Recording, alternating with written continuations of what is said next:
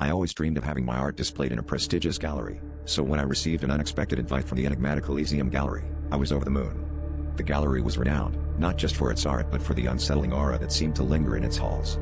As I walked in, the dim lights cast eerie shadows across the polished floors, and I couldn't shake the feeling that the paintings were watching me.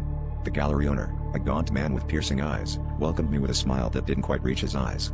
He assured me that my work was special, destined for greatness. But his words felt more like a prophecy than encouragement, and a shiver ran down my spine. Days turned into weeks, and I found myself spending more time at Elysium, preparing for the grand opening. Visitors were few, but those who came seemed entranced by my paintings, staring at them with unnerving intensity. I began to notice peculiar changes in my work. The colors seemed to shift, and the figures in the paintings appeared more lifelike each day. One evening, as I was locking up, I heard faint whispers echoing through the gallery. I convinced myself it was just my imagination or the wind, but a part of me knew something was wrong. The whispers grew louder, more insistent, as if they were pleading for release.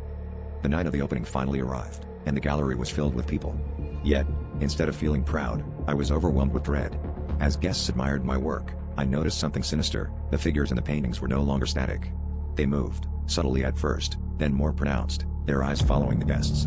I tried to dismiss it as a trick of the light, but the whispers returned, now a cacophony of voices merging into one. A guest, entranced by a particularly haunting piece, reached out to touch it, and the painting seemed to ripple under his fingers, as if it were alive. In a moment of terror, I realized the chilling truth. These paintings weren't just art, they were a prison. Each canvas held a soul, trapped between the brushstrokes, begging for freedom. The gallery owner approached me, his eyes gleaming with satisfaction.